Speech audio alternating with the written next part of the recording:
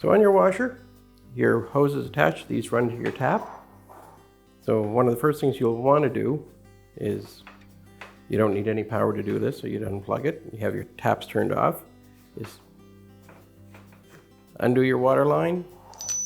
So if this screen has a bunch of material on it, or it's plugged up with an algae or a gunk, you're going to want to have a look at that. Most machines, you'll typically find your red or your hot nice and clean, because any dirt or whatever sediment usually settles in your hot water tank.